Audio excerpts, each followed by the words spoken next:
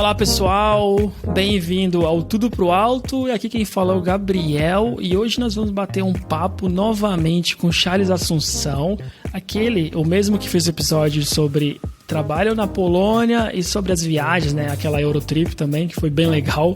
Acho que eu sempre me divirto muito com um episódio de viagem.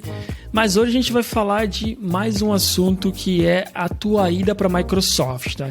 Eu sei que muitas pessoas têm o desejo de trabalhar numa dessas chamadas Big Techs, como Google, como Facebook, como Microsoft. E o Charles tem experiência, né, de entrevistas nessas três, e ainda tem a experiência mais ainda da Microsoft, que é onde ele trabalha hoje. Ele vai contar pra gente como que foi o processo de estudo, como que foram as entrevistas e como que está sendo um pouco da adaptação, né, nessa jornada nova, porque não só passou na Microsoft, como também foi trabalhar em outro país, na Microsoft lá em Praga. Então, Charles, como que você tá? Bem-vindo de volta. Fala aí, Gabriel. Tranquilo? Tô tudo bem aqui, graças a Deus. Bora entender um pouquinho aí como é que foi o processo e essa jornada minha para chegar, né, nessa empresa que eu sempre sonhei em trabalhar. Legal, mas antes de começar, eu queria que tu falasse, porque hoje eu tava vendo, né? Hoje é dia 13 de dezembro, teve vídeo novo no teu canal, então já pra começar, fala onde que o pessoal te acha no YouTube. O pessoal consegue me achar aí agora no YouTube, tô começando a compartilhar um pouco de vídeo lá, né? Charles Assunção é o meu canal lá, que eu tô compartilhando um pouco sobre algoritmo, estudo de dados, código, um pouco sobre minha carreira, e é isso aí. É isso aí, então Charles Assunção lá no YouTube ou Charles Assunção Oficial no Instagram. Então bora lá bater esse papo, Charles. Bora lá. Como primeira pergunta, eu queria saber contigo se tu já tinha um sonho de trabalhar na Microsoft, Google, qualquer uma dessas empresas grandes assim, ou foi uma vaga que tu viu específica e aí tu quis aplicar para ela? Então, eu acho que, assim, como a maioria dos devs em TI, a gente sempre sonha em trabalhar numa Big Tech, né? A Microsoft em si, especificamente, estava envolvida na minha carreira desde o início. O meu primeiro estágio que eu consegui foi no Microsoft Innovation Center, que basicamente era um estágio, assim, que era um rotativo de residente técnico, e a gente ficava lá só 3 meses, então, assim, já tive uma primeira experiência, o primeiro contato. Depois disso, eu fui chamado para ser Microsoft Student Partner, que a gente era basicamente o embaixador da Microsoft nas universidades, basicamente dava palestras dentro das universidades sobre tecnologias Microsoft, mas isso me fez ficar só com mais vontade, dava só o gostinho, porque eu fui no escritório da Microsoft no Brasil mesmo uma vez só, para assistir uma palestra, e assim, eu mesmo nunca tinha tido a experiência de trabalhar lá, e como eu tive essa influência desde o início, a vontade de trabalhar na Microsoft sempre existiu, sempre esteve ali essa vontade de trabalhar no Big Tech, mas sempre pareceu uma coisa assim, muito distante, muito difícil, e que eu achava que talvez eu nunca iria conseguir atingir isso. Deixa eu dar um passo atrás. E quando tu participou desse programa aí, tu ficou lá 3 meses, certo? Que ele só durava 3 meses. Sim. E o quanto tu já sabia de programação nessa época? Tu já tinha se formado, feito algum curso? Como que foi isso? Então, cara, eu costumo falar que eu fui muito abençoado, porque eu comecei na faculdade em agosto de 2013, e em outubro de 2013 eu consegui esse estágio. E eu nunca tinha visto nada de programação antes da minha vida. Eu aprendi a programar na faculdade. Eu entrei na faculdade sem saber escrever uma linha de código. Então, com 3 meses de faculdade, eu consegui esse primeiro estágio. E o que eles pediam nesse estágio, assim? Porque tu não devia saber programar muito, né? Porque o começo ele é um pouco mais chatinho. O que eles pediram, assim? O que tu fez pra entrar nesse estágio? Então, eles aplicavam uma prova que tinha gente do 8º período, do 6º período participando dessa mesma prova. Só que a prova era basicamente as matérias que eu estava vendo no primeiro período, que era matemática discreta, lógica, a base de programação. Então aquilo estava muito fresco para mim, que eu estava acabando de ver aquilo.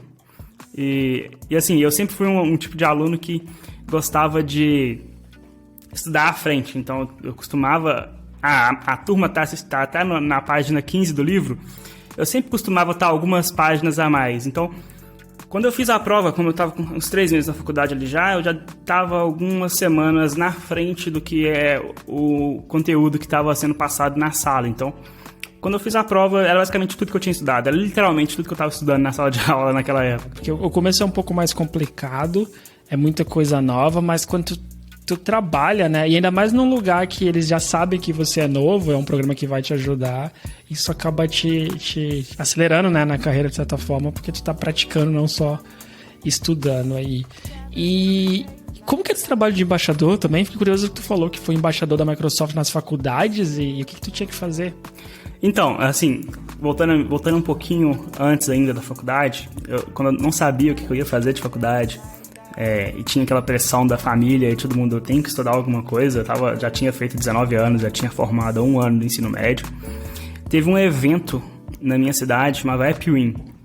Esse evento ele era conduzido pelo Gustavo Magela, ele era um MSP na época, e o evento tinha a proposta de que a gente fosse fantasiado, como se fosse um Halloween, e programasse de meia-noite às 6, criando aplicativos para o Windows 8, que era na época o que estava fazendo sucesso. Eu mandei uma mensagem para ele no Facebook na época e perguntei se poderia ir, mesmo não sabendo programar, mesmo não sabendo nada de programação, porque eu queria ver como é que era a rotina da galera. Ele falou que seria preferível que eu soubesse programar, mas que não teria problema nenhum eu ir para participar e para ver como é que era. Então eu fiquei conhecendo ali a galera da faculdade e eu fiz amizade com esse Gustavo, que era o produtor do evento. Passou alguns meses, assim, passou quase 1 ano depois disso. Eu participei de outros eventos que ele produziu também. E por ter participado de várias coisas, na época eu fiz até um aplicativo do Windows 8 que teve alguns mil downloads. E aí ele me chamou, falou assim, abriu vagas novas para MSP. Ele estava se tornando um MSP Lead, que ia liderar os MSPs na região de Minas Gerais. E aí ele me chamou, você quer participar? Você quer ser um MSP? Aí era eu e mais outros 2 MSPs que ficavam viajando pelo estado de Minas Gerais, dando palestras, assim, a gente foi no Vale do Aço, a gente foi em Poços de Caldas, a gente foi em algumas cidades mais, assim, afastadas da capital, para dar palestras sobre criação de aplicativo do Windows 8, por exemplo, na época do Azure, e tecnologias da Microsoft no geral, C# e coisas assim. Tu tava com 19 anos ainda, já, com essa experiência. Nessa época eu já tava com 20, né? Eu já tinha feito 1 ano, mais ou menos, Você começa de carreira, tu já começar a viajar, dar palestra, assim, tipo, programação já entrou com tudo na tua vida, né? Desde o começo. E é legal que tu, desde o começo, já começou praticando o compartilhamento, né, de conhecimento, assim, o que ajuda a fixar, né, o que tu aprende. É diferente quando tu vai ter que mostrar para alguém, tu se prepara um pouco mais para essas palestras, né? Mas então, conexão com a Microsoft desde o começo da faculdade. Mas aí tu foi pro mercado de trabalho, né, passando nessa fase, e foi trabalhar em outras coisas, até o momento que tu chegou a trabalhar na Polônia, como tu conta em um dos episódios aqui do podcast, da tua ida pra Polônia. Mas como que surgiu novamente a vontade de eu quero trabalhar na Microsoft? Depois que eu estava na Polônia já há algum tempo, foi por muita coincidência, eu e um amigo meu que eu já citei aqui antes, o Rafael, nós 2 recebemos um invite para participar do processo do Google. E nós 2 começamos a estudar, assim, estudamos de uma forma bem rápida, porque o processo ele ia acontecer em poucas semanas.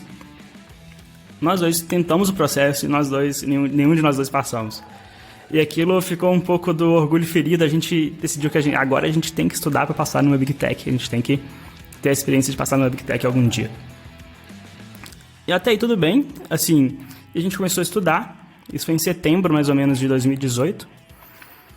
E eu, na cara de pau, já fui cara de pau de fazer isso algumas outras vezes em outras empresas. Eu vi uma recrutadora postando que estava tendo vagas na Microsoft. Eu entrei em contato com ela pelo LinkedIn mesmo, mandei mensagem e ela me pôs no processo. Ela mandou eu candidatar, me pôs no processo. Eu entrei no processo normal e isso já era mais ou menos ali. A gente já estava quase 1 ano estudando. A gente estava assim há uns 8 meses estudando já. Aí a gente participou do processo juntos também. Eu e o Rafael também, ele também entrou no processo da Microsoft. E a gente ali já estava estudando mais ou menos 1 ano. E foi muita coincidência, porque assim, o Instagram ele te lembra, né? 1 ano atrás isso aconteceu e tal. E quando foi o primeiro dia que a gente foi estudar na Starbucks. Geralmente a gente terminava o serviço e a gente ia para Starbucks estudar. eu tirei uma foto. É uma foto que eu geralmente uso no perfil, que é um moletom vermelho. E foi o primeiro dia que a gente sentou para estudar. E um ano exatamente depois, foi o dia que eu recebi a proposta da Microsoft que a gente tinha passado. E isso tu tava lá em Varsóvia, né? Isso. Nessa época. Eu tava em Varsóvia, assim, trabalhava no Credit Suisse na época. E todo final de expediente ia eu e o Rafael pra Starbucks pra sentar e estudar. A gente levava os livros, levava literalmente o livro físico do Cracking the Code Interview. Levava os computadores, sentava no Starbucks e ficava ali por umas 2-3 horas estudando e bebendo café. Mas o que na prática tu estudou? Tu só seguiu o livro ou tu estudou mais coisas por fora disso, assim? E como que vocês faziam para estudar? Porque estavam vocês dois lá, isso facilita muito que vocês podem conversar, né? Tipo, cada um pegava o seu livro, ia codar, vocês faziam exercícios juntos, um perguntava pro outro, qual que era a dinâmica nesse 1 ano de estudos? Então, assim, eu falo que ter o Rafael ali, ter alguém estudando junto, assim, ajudou demais. Talvez não teria tido o mesmo resultado se fosse sozinho, porque a gente incentivava um ao outro, tinha essa questão de, eu vi uma coisa legal, eu compartilhava com ele, e o mesmo acontecia ao contrário. Basicamente, a gente dividiu os estudos em... As 3 principais formas que a gente usou de estudar foi o livro mesmo. Quem usava mais o livro era o Rafael, e quando ele via alguma coisa interessante, ele compartilhava comigo. O que eu usei mais foi uma plataforma chamada LeetCode, basicamente igual um HackerRank. É uma plataforma onde você vai codar online. E para as coisas não ficarem muito chatas, para não ficar esse estudo monótono, você só fica sentado estudando, para adicionar um pouquinho de diversão e competição, a gente jogava um joguinho que chamava Clash of Code, que basicamente jogava alguns desafios de programação ali, e tinha tempo, e quem conseguisse codar primeiro, às vezes era quem conseguisse fazer o menor código, ou quem conseguisse resolver primeiro, ou quem conseguisse identificar o que é o problema primeiro, ganhava pontos. E aí a gente começava a competir também de vez em quando, quando estava muito chato já ficar estudando, só sentado estudando. Então essas foram as 3 principais formas que a gente usou. Essa coisa que tu falou de ter alguém estudando junto ajuda muito. Já comentamos aqui no podcast também, eu Vinícius Gabriel, quando eu era ainda programador, a gente se ajudava muito. A gente fazia alguns dojos no trabalho, sabe? Tipo, programação em par. A gente ficava depois do trabalho também, assim. Nem todos nós, né? Nós 3 gostávamos muito de ler o livro, mas quem lia tentava trazer, fazer um resumo, sabe? Praticar. E isso fazia uma diferença gigante, né? Até mesmo na motivação, porque quando tu desanima um pouco, até quando o processo repetitivo de ficar estudando a mesma coisa, quando tu desanima, tu ter alguém estudando também acaba ajudando. Então, para quem não tem alguém próximo, né? A internet facilita muito tu achar comunidades com pessoas que têm um gosto em comum, né? Tipo, comunidades no Discord, comunidades, tipo, sei lá, Instagram agora, o próprio Charles está sempre postando coisas, né?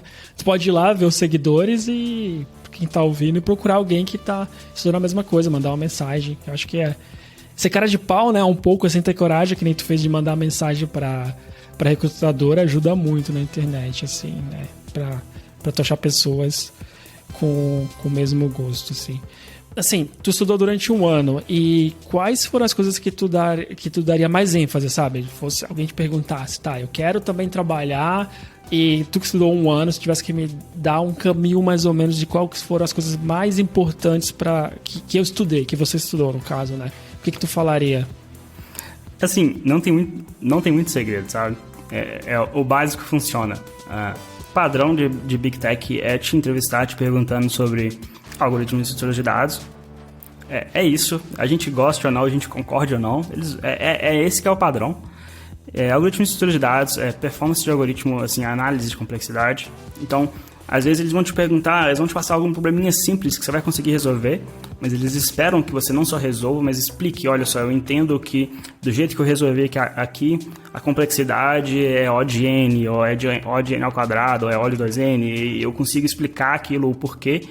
Então, para mostrar que eu tenho um entendimento daquilo que eu estou fazendo realmente, eu consigo entender o que está acontecendo por trás ali. Então, essa é o padrão, é o básico funciona, é basicamente isso que eles vão te pedir.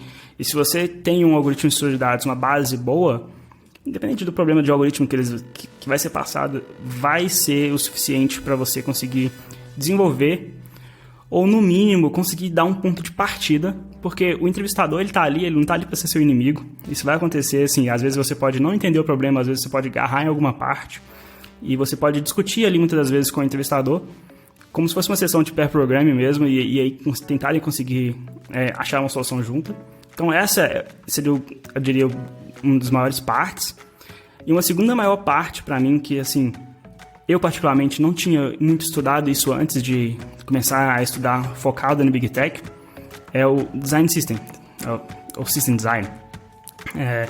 Que é a questão de você conseguir responder um tipo de pergunta. Geralmente o tipo de pergunta é assim: se você fosse desenvolver o Messenger do Facebook hoje, como você faria? Você pensar, você não vai escrever código, mas você explicar desde qual tipo de banco de dados você usaria, o porquê, quanto de memória você deixaria alocado, o porquê, que tipo de linguagem você usaria, o porquê, quantas máquinas distribuídas, como é que ficaria o sistema, e você conseguir explicar e desenhar aquilo sem envolver código em si, é só explicando literalmente mais high level mesmo, mas tendo noção, mostrando que você entende o que acontece de uma ponta até a outra. E tu aprendeu tudo isso nesse tempo estudando com o Rafael, ou é uma coisa que tu já sabia e já vinha praticando antes? Assim, algoritmo e estrutura de dados, eu já tinha uma noção boa, porque durante minha faculdade, quando eu estava na PUC, a PUC tem essa questão do monitor. E monitor nada mais é do que alguém que vai chegar ali na faculdade, ele foi bem naquela matéria no semestre passado, ou em algum semestre anterior, ele vai chegar na faculdade ali 1 ou 2 horas mais cedo, e vai ficar à disposição dos alunos que estão tendo dificuldade naquela matéria. Então vai ajudar os alunos, ajudar outros colegas estudantes ali a entender melhor o problema, a tirar dúvidas. Vai ajudar o professor, às vezes, a corrigir algum exercício, alguma coisa do tipo assim. Então, eu fui monitor de algoritmo e estrutura de dados na PUC por 2 anos e meio. Então, essa questão de algoritmo e estrutura de dados ficou bem martelada na minha cabeça durante um bom tempo. Então, eu diria que talvez o que ficou mais fora, assim, pra mim, foi quando eu comecei a estudar o Design System mesmo, que era uma parada que não era comum para mim sentar no dia a dia como programador, front-end, ou até mesmo quando era back-end, e pensar, nossa, vou desenvolver aqui agora um sistema de chat e eu tenho que pensar qual banco de dados e decidir tudo sozinho e decidir tudo que vai ser usado e decidir explicar cada parte. Então essa talvez foi a coisa mais fora da zona de conforto para mim. Essa parte, assim, de você ser monitor, ela é interessante porque lembra muito com outro episódio que o Lávio Fidelis, ele conseguiu um estágio na Ubisoft, né, no Canadá. Ele conta como que foi. Ele fala disso, que ele começou a fazer faculdade lá no Canadá, college, e aí ele virou também monitor lá. Sabe? Então, ele trabalhando, ele falou que de tanto explicar para as pessoas, para os outros alunos, eu acabei não decorando na época, acaba aprendendo de verdade, porque tu estuda, mas quando alguém te faz uma pergunta, e aí tu pensa, cara, como que eu vou explicar isso? Ou, sei lá, uma pergunta diferente que tu pensa, putz, eu não pensei nisso, né? E isso vai te ajudando a revisitar o conteúdo, explicar de várias formas. E também isso me ajudou, porque quando eu ainda morava em Santos, eu comecei a dar algumas palestrinhas, assim, na época sobre Agile, sabe, nas faculdades, porque era um assunto que eu gostava muito. Então, eu comecei a dar umas palestras e depois comecei a dar um curso na FATEC Praia Grande até, assim, na época era Scrum. E isso me ajudou demais a ter que reler todos os livros, preparar o material. Eu sempre fui bem sincero com as pessoas, assim, olha, tu perguntou isso, eu não sei, mas eu vou consultar, e depois eu pegava o e-mail e eu ficava assim, putz, eu quero chegar em casa para rever isso aqui ou trocar ideia com outras pessoas, né? E é um processo que ele te ajuda muito mais do que tu só ler, né? Porque se tu ficar só consumindo é muito passivo, mas tu tem que praticar no trabalho, tem que explicar a alguém, te ajuda a aprender de uma forma mais efetiva, né? Então, é legal que tu conseguiu esse trabalho de monitor, assim. E pra quem não é monitor, tu pode até estar ajudando na internet, né? Tipo, tu tem fóruns e fóruns. Então, acha que esse trabalho de monitor fez muita diferença? Ou pra ti, no geral? Tipo, de como que você é hoje, né? Como profissional. Porque isso não é só pra Microsoft. Isso é o que você é, o que você faz, criação de conteúdo. Tudo é influenciado pela tua trajetória, né? Ah, com certeza. Influenciou bastante. Tanto essa questão de, assim, criar um início de ter esse gosto por compartilhar conhecimento. Eu fui monitor antes de ser o MSP. Então eu comecei a compartilhar conhecimento mesmo, foi como monitor. E assim, influenciou bastante também na questão, mas assim, teórica da programação. Então essa parte de algoritmos de dados, eu criei um gosto por isso. Eu passei a realmente gostar desse tipo de problema, esse tipo de solução, assim. E isso me beneficiou bastante durante a minha carreira. Eu diria assim que me deu uma certa vantagem em todas as entrevistas que eu costumei fazer depois disso, porque quando você entende realmente ali a base da computação, entende ali a base do que a gente faz no dia a dia de algoritmo, de estrutura de dados, qual estrutura de dados que é melhor, qual algoritmo que é melhor, como você pode fazer um algoritmo que pode ser mais performático, tal. E quando você consegue entender e juntar essas bases todas e conectar todos esses pontos, vai ser difícil você ver uma entrevista ali que vai ter algo realmente muito complexo que você não consegue nem saber um ponto de partida de como começar a resolver. Então, assim, me beneficiou bastante.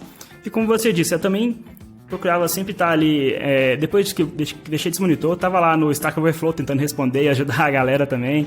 Tem o GitHub e um movimento que eu vejo acontecendo muito hoje é a galera se ajudando bastante em grupos de estudo no Discord. Já vi vários fazendo isso já. Tem vários grupos aí que a galera senta pra estudar junto e se ajuda lá. É bom, né? Se tu não tem um amigo do teu lado, é uma forma fácil, assim, né? Acho que tem que tirar proveito da internet mesmo. Uma coisa que eu tava pensando aqui, pelo menos pra mim, quando eu fui começar a dar essas palestrinhas e a dar aula, eu ficava bem nervoso, assim, no começo. Isso pra ti, compartilhar conteúdo e conhecimento era uma coisa mais natural, ou tu teve que ir aprendendo, assim? Quer dizer, claro que tu aprendeu ao longo do tempo, mas como foram as primeiras, assim, tu ficava nervoso ou só chegou lá e naturalmente as coisas saíram? Eu ficava sempre nervoso, fico até hoje. Se eu for dar uma palestra, eu vou ficar nervoso. Mas uma coisa que é legal na comunidade TI, que geralmente as pessoas não estão lá. É difícil, a comunidade TI é uma comunidade bem específica. Eu tento explicar isso para outras profissões, para outras áreas, que a gente é literalmente uma comunidade que tenta se ajudar, é uma comunidade que tenta compartilhar conhecimento de graça, que não tá ali pra ferrar ninguém, que não tá ali pra, tipo, eu vou lá na palestra do cara só pra ferrar com o cara. Não, geralmente a galera vai na palestra, eles vão porque eles querem realmente aprender, eles vão porque eles querem realmente ouvir o que o cara tá falando. Então, assim, eu começava a ficar nervoso realmente e tal, mas na interação com o pessoal da palestra mesmo, aquilo já ajudava bastante, porque você via que tinha gente interessada, você via que tinha gente perguntando coisa que, eu sei te responder isso, às vezes eu não sabia, falava assim, cara, eu não sei, mas boa pergunta, eu vou anotar isso, na próxima talvez eu já vou saber.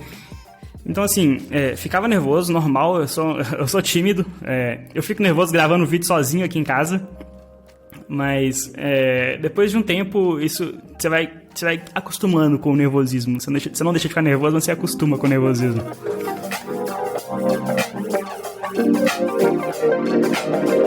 Mas então, voltando aqui para Microsoft, cara, eu queria entender como foi o processo seletivo. Se tu tivesse que explicar para mim agora, eu quero participar, tô estudando bastante estrutura de dados e algoritmo, só que eu queria saber como que é o processo, né? A primeira coisa, certeza que o processo foi em inglês, né? Tu já estava na Polônia um tempo, no outro episódio tu já comentou que teu inglês desenvolveu bastante lá, né? Porque tu estava de fato usando. Mas, tirando isso, como que foi? Tipo, começa com RH, live in code, perguntas, quais foram os passos? Então, eu cheguei a fazer o processo pro Google, pro Facebook, pra Microsoft. E, assim, eu falo que basicamente o processo, ele é bem padrão, ele é bem igual. Muda alguma coisinha ou outra de uma empresa para outra, mas é muito padrão. Assim, basicamente, você tem uma conversa com o RH, onde você vai contar a sua história, onde você vai contar seu background. O RH, ele vai fazer a análise de RH ali mesmo da pessoa, você, e te incluir no processo ou não, em vez de você estar no momento certo de entrar num processo ali ou não. Dessa etapa, geralmente tem o que eles chamam de phone screen, que às vezes eles mandam um teste para você fazer em casa, ou às vezes eles ligam para você e te fazem um desafio rápido. Geralmente é coisa rápida, geralmente não é nada assim, vamos gastar aqui um dia inteiro programando. Não, geralmente é uma entrevista de 45 minutos onde você vai codar algum problema. E você... Então tu vai codar ali ao vivo, se você entender essa primeira. Isso, assim, geralmente depende da empresa, igual. Quando eu fiz, por exemplo, não foi ao vivo. Foi um teste para ser feito, enviado, e depois tinha que entregar. Passei nesse teste, eu fui chamado para a parte de on-site, que essa é literalmente padrão em todas. Você tem um on-site. Mas esse phone screen, por exemplo, na Google era literalmente eu sentar com o cara me olhando e a gente codando ali ao vivo e o cara me avaliando, fazendo perguntas sobre o código que eu estou escrevendo e tudo mais. Na Microsoft foi um teste feito em casa. Acho que isso até mudou já hoje em dia no processo. E depois que você passa nesse phone screen, você é chamado para fazer o on-site. O on-site, hoje em dia, em tempos de pandemia, funciona tudo online. Mas na época, em tempos normais, basicamente a empresa te pagava, por exemplo, se você está no Brasil, você está fazendo entrevista para a Microsoft em Oslo, a Microsoft pagava a sua viagem para Oslo. Foi o que aconteceu comigo, eu estava fazendo literalmente para Oslo, eu estava na Polônia, sendo entrevistado para Oslo.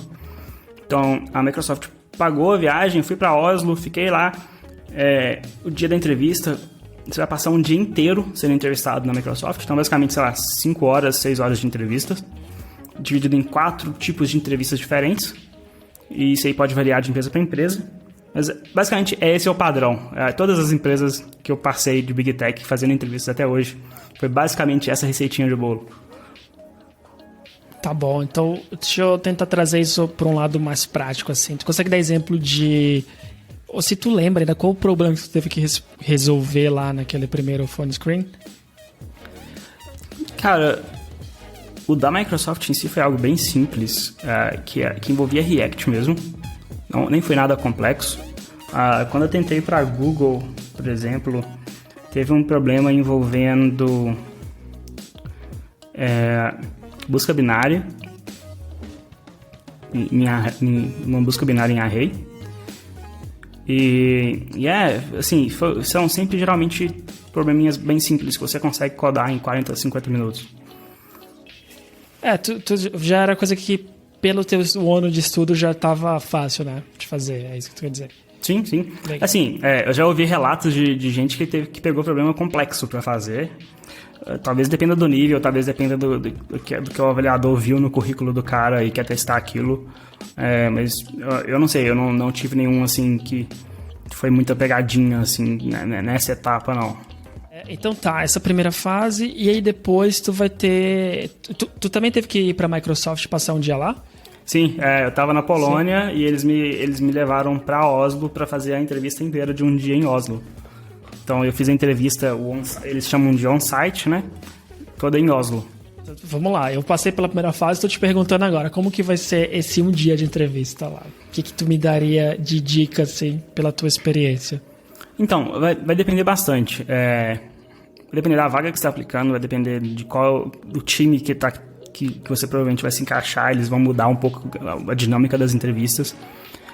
No meu caso, nas vezes que eu passei, por exemplo, era sempre uma de algoritmo de estudo de dados. Literalmente, vai te dar algum problema, sei lá, de uma forma simples, obviamente. Muito difícil você vai pegar um problema tão simples assim, mas inverter uma lista encadeada, ou achar a altura de uma árvore, como é que você faria? Você vai pegar alguns problemas desse tipo assim. Uma entrevista vai ser de design system. Muito provavelmente vai ser uma entrevista de design system. Como é que você...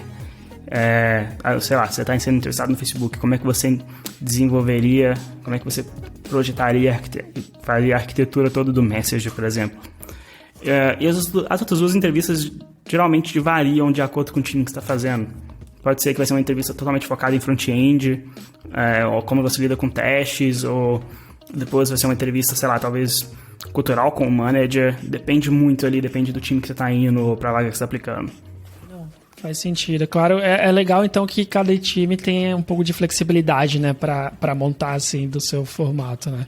Isso é interessante porque depende muito da cultura do time, né. Cada time tem uma coisa que eles vão valorizar mais, então é legal que não é totalmente padrão. Mas assim, tu também chegou a ter alguma com o time para falar mais de cultura, quem que é você, ou foi tudo só código mesmo? Não, eu lembro que eu tive uma assim com o cara que era manager, que era pra contar literalmente uma história. Foi literalmente discutindo coisas que eu fiz, coisas que o time dele fez e assim, conversando sobre a gente. Isso é bom. Acho que mais do que o código, né, quando tu vai entrar na equipe, é bom tu saber, né, com quem que tu tá. E uma coisa que eu faço muito nas minhas entrevistas é perguntar muito, sabe? Quando eu paro de perguntar é porque eu não gostei de alguma vaga, assim, eu já tive a experiência de passar por entrevistas que, cara, eu só queria acabar, chegou o momento que eu ia perguntando algumas coisas e eu falava, puta, eu não gostei da cultura daqui, então eu paro, mas quando eu tô muito interessado, eu fico perguntando muito Eu já fui pra uma vaga que eu fiquei pouco tempo e aí isso foi uma lição gigante de vida, porque cheguei lá e eu não gostei, então eu fico tentando tirar o máximo que eu posso das entrevistas, assim. Assim, o padrão do on-site é geralmente mais técnico. E algumas empresas, acho que talvez todas, depois que você passa no on-site, você vai ter uma entrevista final com provavelmente alguém que é acima do seu gerente, será provavelmente o gerente do seu gerente, e esse cara vai te avaliar, assim, literalmente em questão de cultura, em questão de personalidade, em questão de fit do time, sem te perguntar muita coisa técnica, literalmente conversando com você.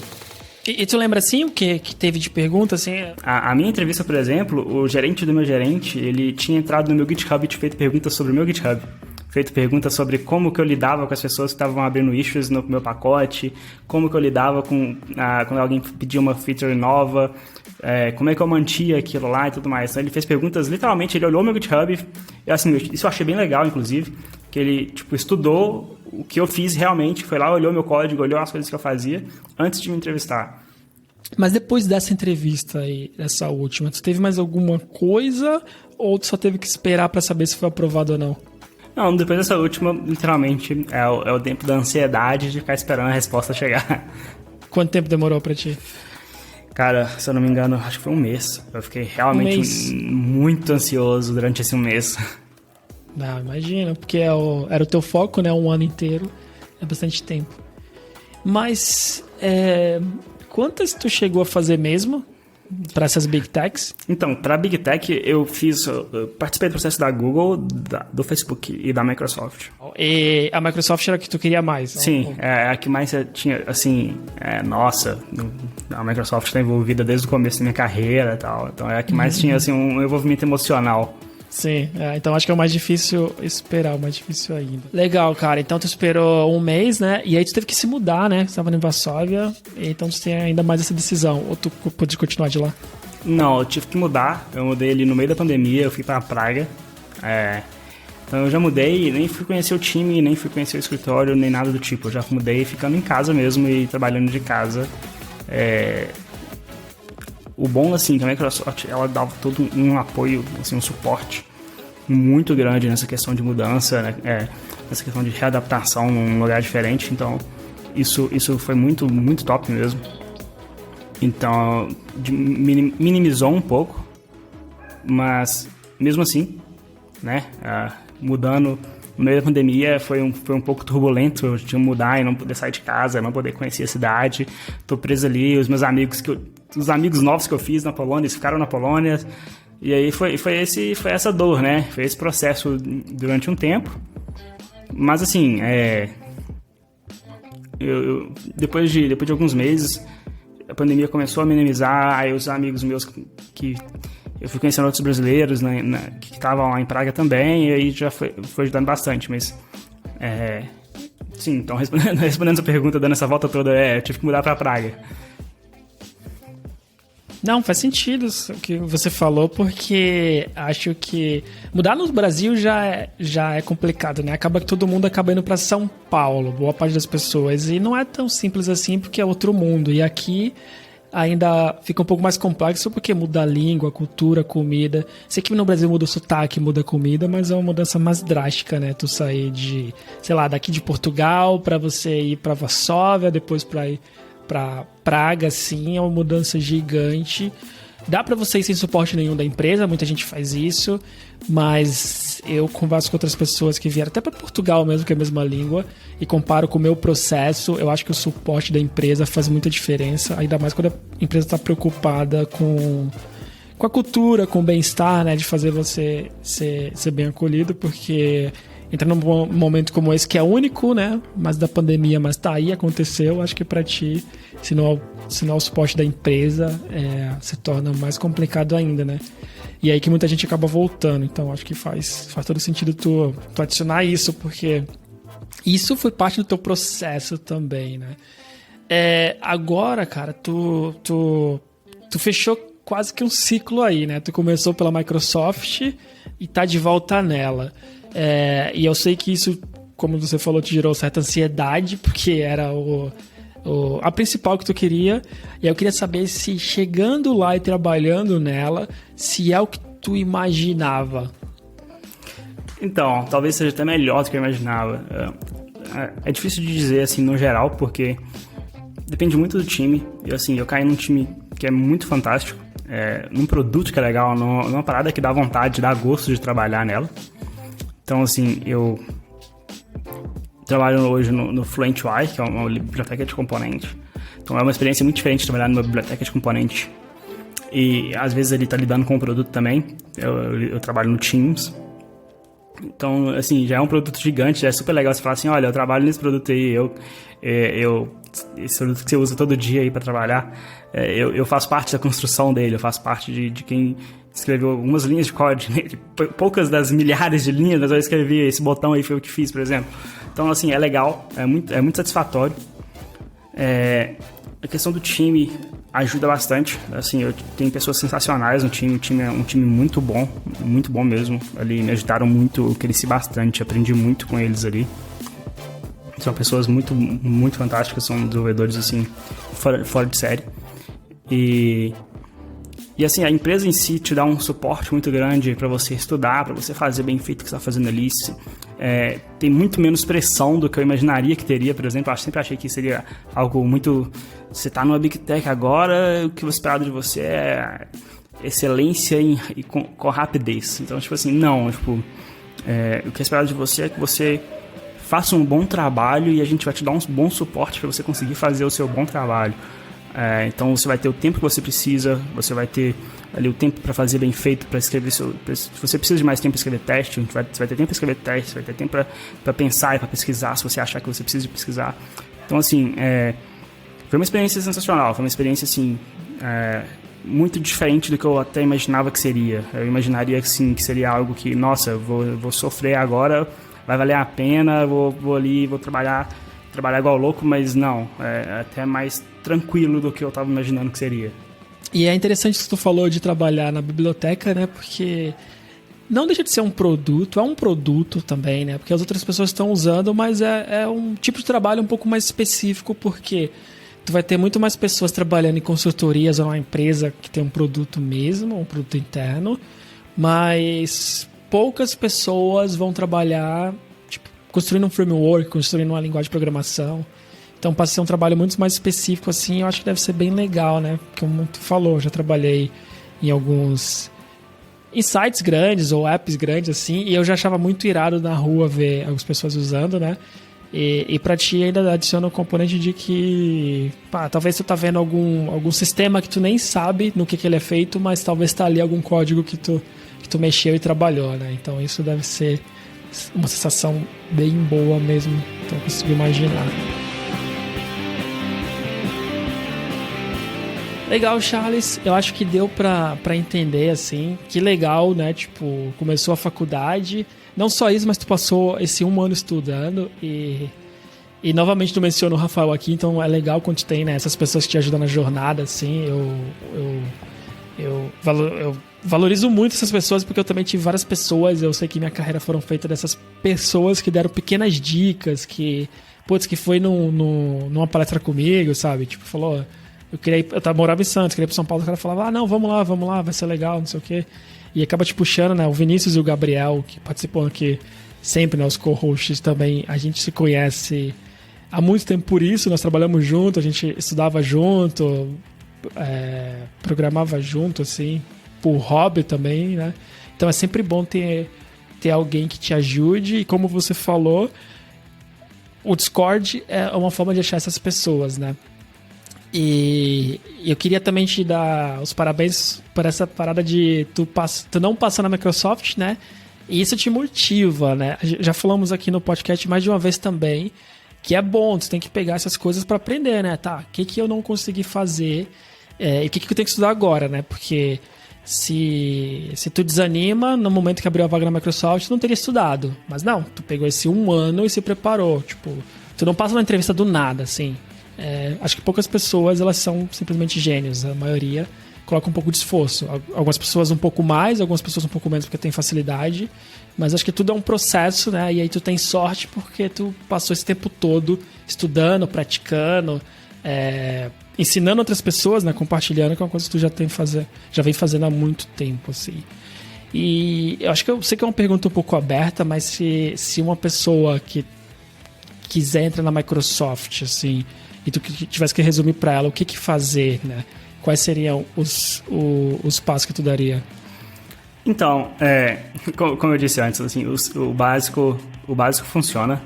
Tiraria ali. Eu, se eu fosse estudar hoje de novo, assim, é legal dizer isso, porque se eu fosse tentar uma outra Big Tech hoje, e se eu fosse tentar, sei lá, se a entrevista fosse semana que vem, não é só porque eu tô na Microsoft hoje que eu passaria. Provavelmente eu não passaria, eu precisaria estudar de novo. Porque o tipo de coisas que é passada na entrevista, que é te perguntado na entrevista, são coisas que você precisa de estudar e para manter, assim, fresco na memória. Porque não é, talvez, geralmente não é coisa, talvez, que você vai usar no dia a dia. Então você vai precisar ali de dar uma refrescada. Até porque eu ouvi isso uma vez, de uma entrevista que eu não passei, de que entrevista é uma habilidade, entrevista é uma skill. Então você tem que desenvolver skill de entrevista. Então, assim, eu diria, faça muitas entrevistas para várias empresas diferentes, treine entrevista, treine em ficar bom em ser entrevistado e responder. Vai chegar algum momento que a entrevista vai ficar padrão para você. Quase todas as perguntas de entrevistas você vai estar acostumado com aquilo. Então, treine entrevista, treine fazer entrevistas, faça entrevistas para vários lugares diferentes. Às vezes você não vai ter intenção de ir para a empresa, mas você está fazendo para testar. Você está fazendo para aprender sobre você mesmo e sobre as entrevistas. Estude o básico, estude algoritmo de estudo de dados. Tira 1 hora por dia para estudar isso. Pega um lead code, sei lá, faça 1 problema por dia ou 2 problemas por dia, já talvez seja o suficiente para conseguir já treinar ali e manter afiado. Não deixe de estudar Design System, que você vai... não é uma coisa comum no dia a dia da gente. E se possível, arrume alguém para estudar junto com você. Arrume um parceiro para conseguir te motivar nessa jornada aí. E agora, né? Tipo, tu já vem há muito tempo compartilhando conteúdo e agora tá compartilhando em mais canais diferentes, né? Tu tá aí com o Instagram, no Twitter, mas o Twitter tu usa menos, mas também agora tem o YouTube, já tem uns vídeos novos lá. E acho que quando esse episódio for pro ar já vai ter mais. Então, onde que o pessoal te acha? Então, as 2 principais fontes que eu estou compartilhando conteúdo hoje em dia é o Instagram e eu comecei agora com o YouTube. A minha ideia no YouTube ali é fazer vídeos rápidos sobre algoritmos de estudo de dados mesmo, que é um assunto que, como eu já disse aqui, eu gosto bastante. E eu também vou estar ali entrevistando alguns outros devs que trabalham comigo na Microsoft, outros devs que participaram da minha carreira, o Rafael, o Caro. Então eu vou estar entrevistando eles ali, falando sobre carreira também. Mas o principal formato ali vai ser eu compartilhando dicas de código mesmo, dicas de JavaScript no dia a dia. Então, hoje no YouTube, Charles Assunção, e no Instagram também, Charles Assunção Oficial. As 2 principais fontes que você vai me encontrar compartilhando um pouquinho do meu conhecimento. Todos os links vão estar aqui na descrição, então vai lá, confere. Eu já vi os primeiros vídeos, já tem 2 lá, né? Um saiu hoje, já assisti, estão bem legais. E espero ver mais, estou lá seguindo também, então vou acompanhar o conteúdo e aconselho todo mundo a fazer o mesmo. Muito obrigado, então, e até a próxima. É isso aí, a gente se vê na próxima.